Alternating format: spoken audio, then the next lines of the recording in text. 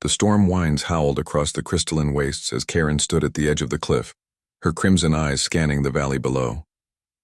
The pack grounds, once her home, now lay in ruins, overrun by the Scorn invaders who had decimated everything she once knew. Her fur, a deep silver marked with scars of 1,000 battles, bristled in the cold air. She was no longer the runt they had cast out into the wilderness to die. She was a commander now. Commander Karen. A voice called from behind. General Arik Voss approached, his weathered human face bearing the marks of decades spent in warfare. His mechanical arm whirred softly as he adjusted the holographic display projecting from his wrist. "The battalions are in position. We await your order." Karen's clawed hand tightened around the hilt of her plasma blade. Memories flooded back. The night the elders had deemed her too weak, too small to survive the coming winter. They had left her at the mercy of the frozen plains, expecting nature to claim what the pack would not. She had crawled for days, starving and broken, until human scouts found her collapsed near their outpost. Arik Voss had been among them. "You're not like the others we've encountered," Arik had said that first night, offering her warmth and food. "You have fire in your eyes." Survivors recognize survivors. Over the years, Arik became more than her rescuer. He became her mentor, teaching her the ways of human warfare, strategy, discipline, leadership. Where her pack had valued only brute strength, Arik showed her that true power lay in the mind. He trained her in tactics that combined her species' natural ferocity with humanity's calculated precision. "The humans taught me something my pack never could," Karen said, her voice a low growl as she turned to face Arik. "That strength without purpose is merely violence.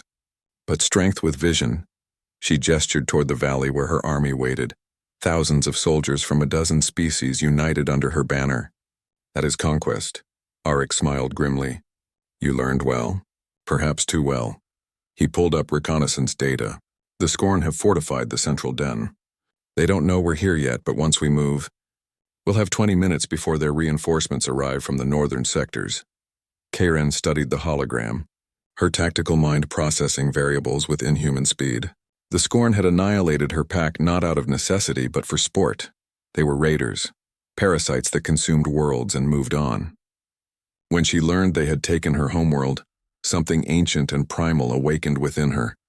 But she would not attack as a beast, she would strike as a general. "Deploy the Shadow Fleet to block their northern routes," Karen commanded. "I want EMP charges on all their communication arrays. When we strike, they should feel as isolated as I once did." Arik nodded approvingly and relayed the orders.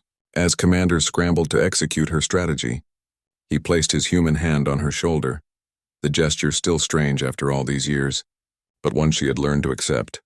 "Karen," he said quietly, "I know what this means to you, but remember, revenge can consume even the strongest warrior. I've seen it destroy better soldiers than most." Her eyes met his, and for a moment the hardened commander faded, revealing the frightened cub beneath. "They left me to die, Arik. Not because I was weak, but because they lacked the imagination to see potential. And now the Scorn have taken even that broken home from me." "Then take it back," Arik said firmly.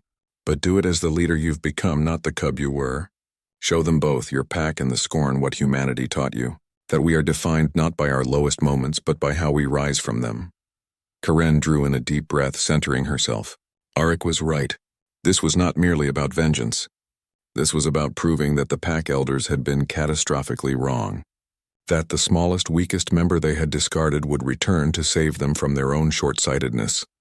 "Signal the advance," Karen ordered, her voice carrying across the command channel. "All units execute Protocol Omega, for the fallen and for those who survive."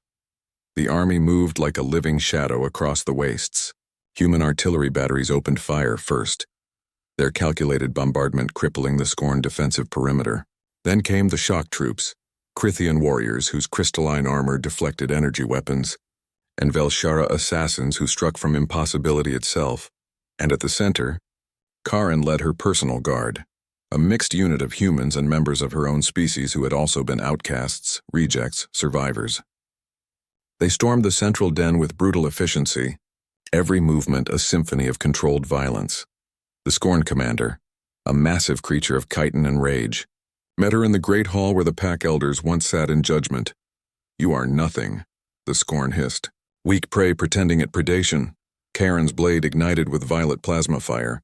I am what you made me. What they made me. I am the consequence of underestimation.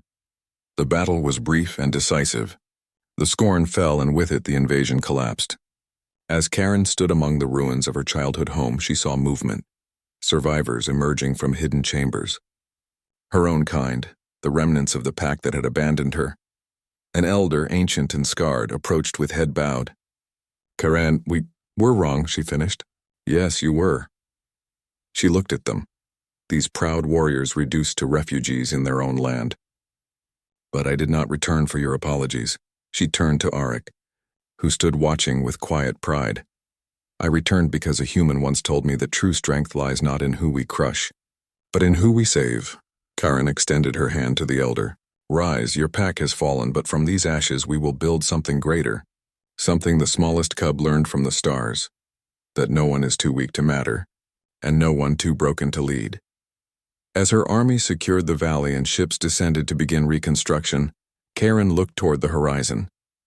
There were more worlds to save, more outcasts to gather, more proof to provide that humanity's greatest gift to the galaxy was not their weapons or technology, but their unshakable belief in redemption. The smallest cub had returned, and she had brought hope with her.